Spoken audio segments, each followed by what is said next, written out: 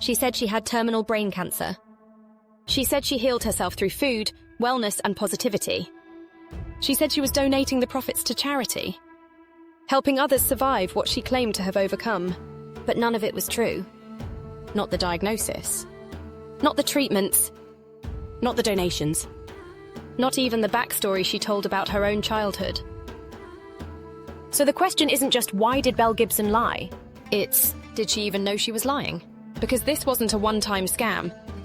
It was an entire identity, built and lived in day after day.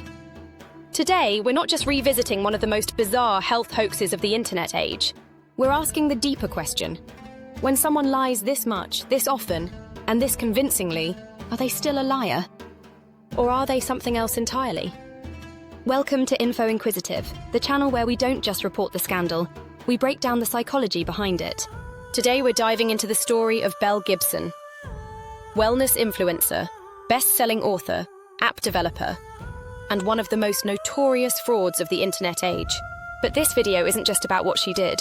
It's about how she did it, why she did it, and whether she even knew where the lie ended and she began. Because Belle Gibson didn't just fake a disease. She lived inside the lie. And that raises a question most people are too uncomfortable to ask. Was she a pathological liar, a master manipulator, or something even harder to define?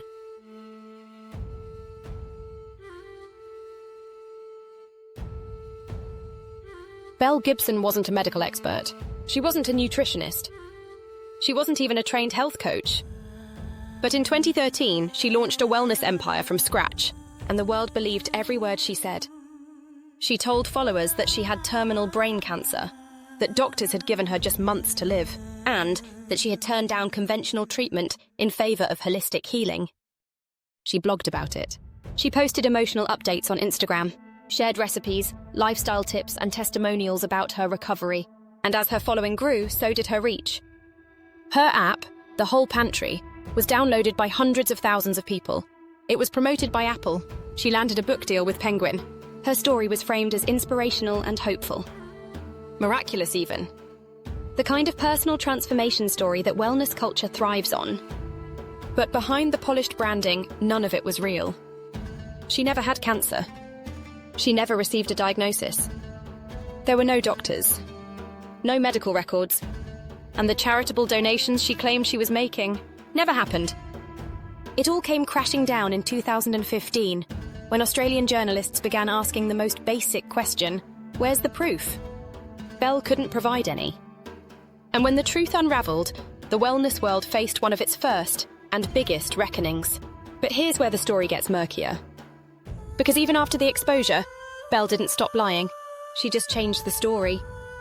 She claimed she was misled by rogue medical professionals, that she was misdiagnosed, that she was the real victim.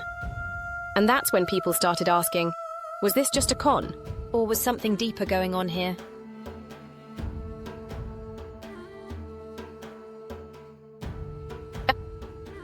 When you hear pathological liar, you might think of a calculated con. But in psychology, it's far more complex. Pathological lying, also called pseudologia fantastica or mythomania, is a chronic behavior defined by compulsive, frequent lying, often without clear benefit or motive.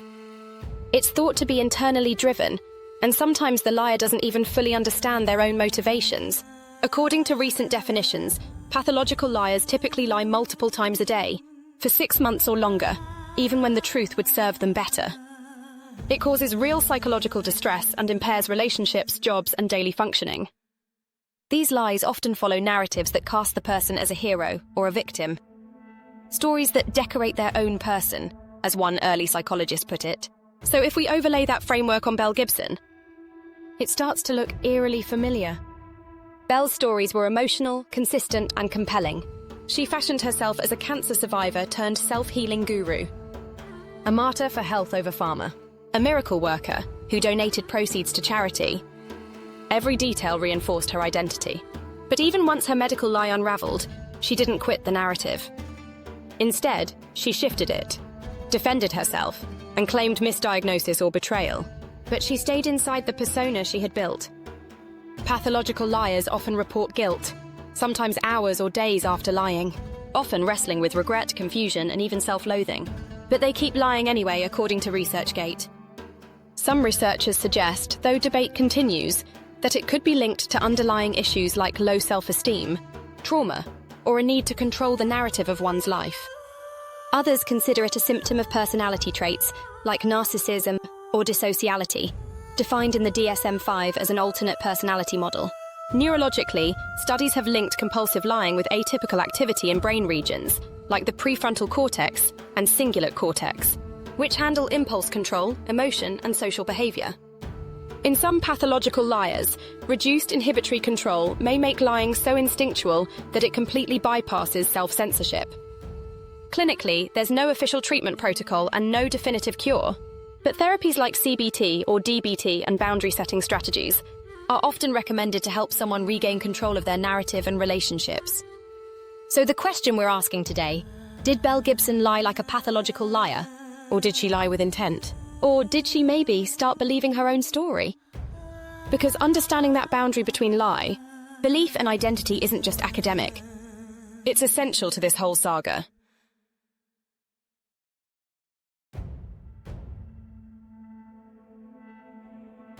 So what happens when someone doesn't just lie, but starts to live inside the lie? This is where Belle Gibson's story shifts from scandal to something more psychological. There's a difference between lying for gain and building your identity around fiction. In Belle's case, there's reason to believe she may not have fully known where the act ended and she began. This is where dissociation enters the picture. Dissociation isn't just spacing out. In psychology, it refers to a disconnection between thoughts, memories, identity, and even reality. It can be a coping mechanism, especially for people who've experienced trauma or instability. Belle claimed she was abused as a child, that she raised her siblings alone, and possibly, most importantly, that she had been manipulated by others and misdiagnosed by rogue doctors. While there's no verified evidence for any of it, the detail and conviction of these stories suggests she believed them. Some researchers suggest that in rare cases, compulsive liars may use dissociation to shield themselves from shame or contradiction, essentially compartmentalizing the truth so thoroughly that the lie becomes more emotionally real than reality itself. And in Belle's case, there was an entire world built around it. Social media validation, book deals, corporate partnerships, fan messages from cancer patients thanking her for hope. That kind of constant positive reinforcement doesn't just reward the performance, it deepens it. In psychology, this is sometimes referred to as performed identity. When someone builds a false self and lives in it so consistently, it becomes a kind of emotional armor. You don't just lie to others, you lie to yourself, and then live by the rules of that lie. So was Belle Gibson manipulating everyone? Or was she manipulating herself to survive? The scary part is, it could be both.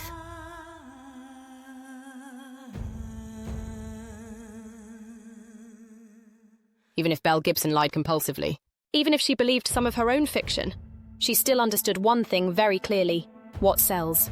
And nothing sells faster than the promise of healing yourself, naturally, organically, without doctors, without side effects, without fear. The wellness industry is built on that promise. It thrives on stories like Belle's, clean eating cures cancer, turmeric fixes trauma, mindset is medicine. And Belle delivered exactly that narrative, with filtered photos, green juice recipes, and an aesthetic that screamed balance and hope. So publishers didn't fact-check, app developers didn't vet. Apple boldly and publicly featured her app on the Apple Watch. Penguin published her book. Everyone wanted a piece of the miracle, and as long as the story sold, no one asked too many questions. This is where the manipulator theory comes back in. Because Belle may have known how to exploit the exact values wellness culture pushes: personal testimony over evidence, positivity over skepticism, and individual control over medical complexity. She didn't just sell a lie, she sold belonging. Belonging to a community of followers who saw her as strong, radiant, real, and raw. A community who trusted her because she looked like healing. The machine didn't just enable the lie, it profited from it. And when the truth came out, it was her story that collapsed, not the industry that helped her build it.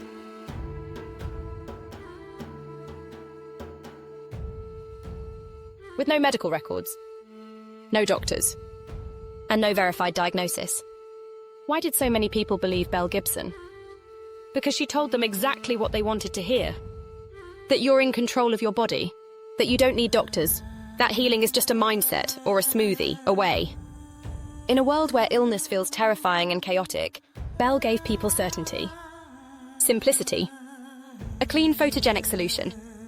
Psychologists call this inspirational bias, our tendency to believe stories that uplift us, even when logic says they can't be true. The more hopeful the lie, the harder it is to let go. Then there's survivor bias. We love miracle stories, but we rarely hear from the people who did the same thing and died. And let's not forget moral licensing. The idea that if someone is doing something good, like promoting wellness or raising awareness, we tend to excuse or overlook the red flags. So when Belle cried on camera, thanked her fans, and talked about healing, it didn't feel like a lie. It felt like hope. And people clung to it. But here's why it matters. Belle didn't just mislead her followers. She targeted people who were sick. Vulnerable, desperate people. People who stopped treatment because they believed in her. Who spent money they couldn't afford on her app or her book. Who looked to her for answers they never got. This wasn't just deception. It was harm. Real, actual harm. And that's why the question of whether Belle Gibson meant it isn't enough. Belief doesn't erase responsibility. And charisma, it doesn't undo the damage.